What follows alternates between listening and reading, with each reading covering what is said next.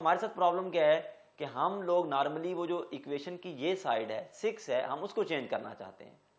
اس کو بھی چینج کرنے کے لیے ہم کس کو تبدیلی چاہتے ہیں؟ جو 4 میں تبدیلی ہے وہ چاہتے ہیں کہ ہمارا باس بدل جائے، ہمارا دوست بدل جائے، ہماری بیوی چینج ہو جائے، ہمارا بیٹا چینج ہو جائے، ہماری آرگنائزیشن چینج ہو جائے، ہماری جاب چینج ہو جائے. لیکن ہم جو اپنا ہمارا ایک کہہ لیں کہ ڈیجٹ ہے 2 کا، اس کو ہم چینج نہیں کرنا چاہتے. اصل تو ہماری اتھارٹی، ہماری پاور، ہمارا ایریا آف ایکشن وہ 2 ہے. اگر ہم اس 2 کو چینج کریں گے تو آٹومیٹیکلی جو 6 ہے وہ بھی چینج ہوگا اور 4 بھی اپنے اندر کچھ تبدیلیاں لائے گا. لیکن کیونکہ ہمارا سارا فوکس کس پر ہو جاتا ہے کہ ہم 4 کو چینج کرنا چاہتے ہیں یا 6 کو چینج کرنا چاہتے ہیں، تو اس وجہ سے ہماری زندگیوں میں جو وہ کم تبدیلی آتی ہے. تو لہٰذا ہم 2 + 4 = 6 کو اگر چینج کرنا چاہتے ہیں تو اگر ہم 2 کی جگہ 4 لے آئیں گے تو ہماری آؤٹ پٹ کیا ہو جائے گی؟ 8. اور اگر ہم اس کی جگہ 6 لے آ جائیں گے تو ہماری آؤٹ پٹ کیا ہو جائے گی؟ 10. تو لہٰذا ہمیں ایکویشن کی اس سائڈ کو ہم چینج کریں گے تو آٹومیٹکلی دوسری سائڈ چینج ہوگی. تو لہٰذا خوشی کی تلاش کے لیے بھی یہ کنسیپٹ بہت ضروری ہے کہ آپ زندگی میں چیزوں کو ایکسیپٹ اور چینج کی فلسفی کے تحت دیکھیں. اور چینج کے بارے میں ایک بات ذہن میں رکھیں کہ ڈیولپمنٹ اور چینج کا چولی دامن کا ساتھ ہے. اگر آپ زندگی میں ڈیولپمنٹ چاہتے ہیں، گروتھ چاہتے ہیں، اپنی پرسنالٹی کو ڈیولپ کرنا چاہتے ہیں، تو آپ کو اپنے آپ کو چینجنگ کے پروسیس میں رکھنا ہوگا. آپ کو نئے ماحول میں ایڈجسٹ کرنے کی، اس چینج کے مطابق کوپ کرنے کی صلاحیت رکھنی ہوگی. آپ کو اپنے اندر ڈائیورسٹی پیدا کرنی ہوگی. آپ کو نئے چیلنجز لینے ہوں گے. آپ کو زندگی میں نیو ایکسپیرینسز کرنے ہوں گے، نیو لرننگ کرنی ہوگی اور اپنے لرننگ کرو کو بڑھانا ہوگا. جب تک آپ اپنے آپ کو ڈیولپمنٹ کے حوالے سے چینج میں نہیں رکھیں گے تو آٹومیٹیکلی آپ زندگی میں جو ہے وہ پھر بھی خوشی کا جو ہے حصول نہیں کر پائیں گے. پھر خوشی کے حوالے سے جو ایک اور امپورٹنٹ چیز ہے وہ یہ ہے کہ جو لو ہے، لو کے بارے میں اسپیشلی نوجوان ایک بات ذہن میں رکھیں کہ لو بیسیکلی آپ کے باڈی کے اندر کچھ ہارمونل چینجز ہیں جو بایولوجیکلی ہو رہی ہوتی ہیں. ان ہارمونل چینجز کی وجہ سے کچھ نیچرل ڈیمانڈز ہیں جو انسان کے اندر پائی جاتی ہیں. تو لہٰذا لو کی بھی کچھ ٹائپس ہیں. لو بیسیکلی فزیکل لو بھی ہو سکتی ہے، ایموشنل لو بھی ہو سکتی ہے، انٹلیکچوئل لو بھی ہو سکتی ہے اور اسپریچول لو بھی ہو سکتی ہے. ہمیں جو اپنے والدین کے ساتھ، بچوں کے ساتھ لو ہوتی ہے وہ اسپریچول لو ہوتی ہے. جو اللہ کے ساتھ لو ہوتی ہے وہ ہماری جو اسپریچول لو ہوتی ہے. جو ہماری دوستوں کے ساتھ ہوتی ہے وہ ایموشنل لو ہوتی ہے. جو ہماری اور جو صنف مخالف کے ساتھ ہوتی ہے وہ ہماری فزیکل لو بھی ہو سکتی ہے. یعنی کہ اس طرح مختلف طرح کی لو ہے جو زندگی میں ہو سکتی ہے. اب امپورٹنٹ یہ ہوتا ہے کہ آپ زندگی کے کس فیز سے گزر رہے ہیں اور کس پوزیشن سے گزر رہے ہیں. نارملی کیونکہ میں نوجوانوں کو پڑھاتا ہوں اور مجھے روزانہ کی بنیاد پر ایکسپیرینسز ہوتے ہیں، تو وہاں پر اکثر میں ایک بات کہتا ہوں کہ جس ایج سے وہ گزر رہے ہوتے ہیں اس میں وہ اس ایک کوٹیشن کو ہمیشہ اپنے پاس لکھ کے رکھیں یا انڈرسٹینڈ کریں کہ لو از اے مس انڈرسٹینڈنگ بٹوین 2 فولز. میں اسی جملے کو دوبارہ دہراؤں گا کہ نوجوانی کی ایج میں، یوتھ میں، جب آپ کے ایموشنز آپ کے کنٹرول میں نہیں ہوتے تو آپ کو اس کوٹیشن کو ذہن میں رکھنا چاہیے کہ لو از اے مس انڈرسٹینڈنگ بٹوین 2 فولز. کہ نارملی بہت سے بچے، بہت سے نوجوان اپنے کیریئر کو، اپنی صحت کو، اپنے فوکس کو صرف اس وجہ سے لوز کر جاتے ہیں کہ وہ ایموشنلی کچھ ایسی ایکٹیویٹیز میں انوالو ہو جاتے ہیں کہ جس کا کوئی فیوچر نہیں ہوتا، جس کے اندر کوئی کامیابی نہیں ہوتی، اور وہ اپنی ذات کو منوانے کے لیے یا اپنی ذات کی کمیوں کو پورا کرنے کے لیے کچھ ایسے افیئرز میں انوالو ہو جاتے ہیں کہ جس سے وہ فوکس لوز کر جاتے ہیں، اپنی انٹینشن کو جو ہے وہ غلط طرف لگا دیتے ہیں، اٹینشن کی انرجی کو لوز کر جاتے ہیں. اور انسان کا زندگی میں اگر کوئی سب سے بڑا نقصان ہے تو وہ یہی ہے کہ جب وہ اپنی فوکس کی صلاحیت کو لوز کرتا ہے. یعنی کہ جو چیز بھی اس کے فوکس کو بریک کرے وہ یہ سمجھ لے کہ وہ اس کی سب سے بڑی دشمن ہے. چاہے وہ کوئی انٹرنل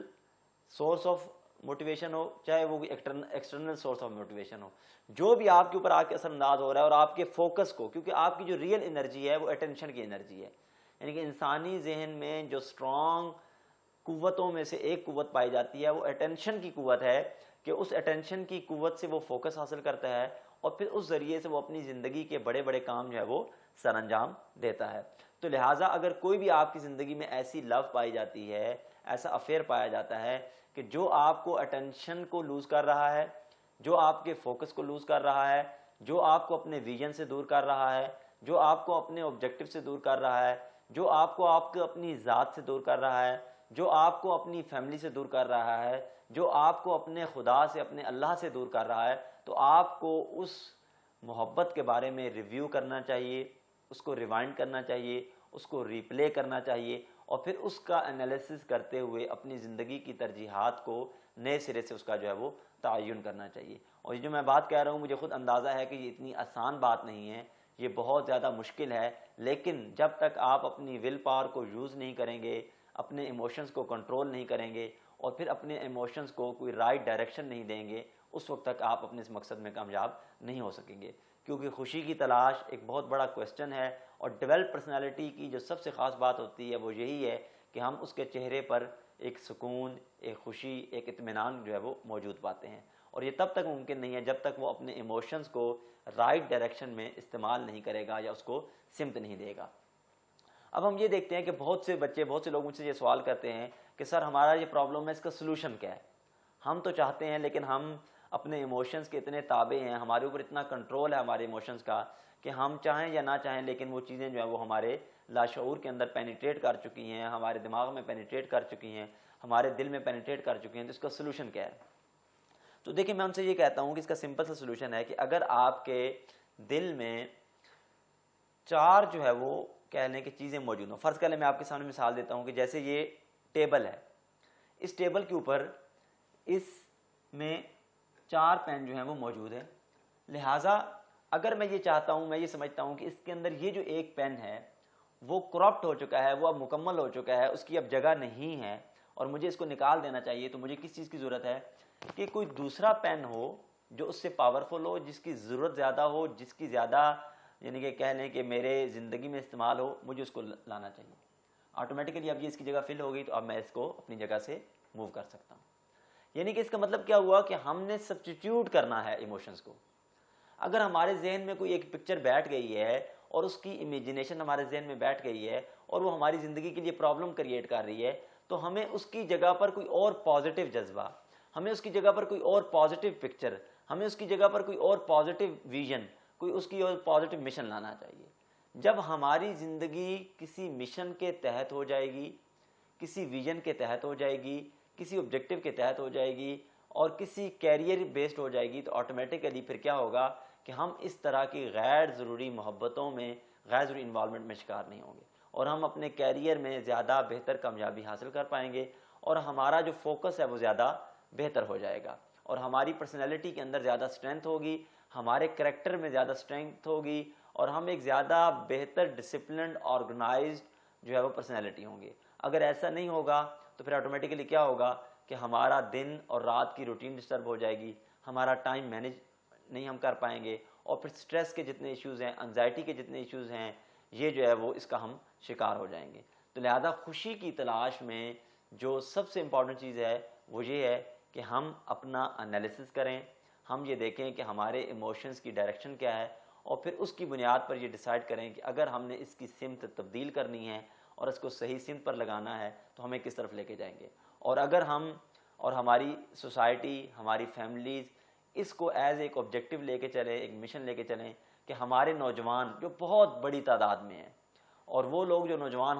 ہونے کی عمر میں داخل ہو رہے ہیں، اگر ہم ان نوجوانوں کو صحیح سمت دے پائیں، ہمارے سکولز، ہمارے کالجز، ہماری یونیورسٹیز، تو یہ نوجوان اتنی بڑی نعمت ہیں کہ ہم اس کا اندازہ نہیں لگا سکتے۔ اور اسی لیے بعض لوگ پاکستان کو یوتھستان کہتے ہیں کہ یہ یوتھ کی کنٹری ہے،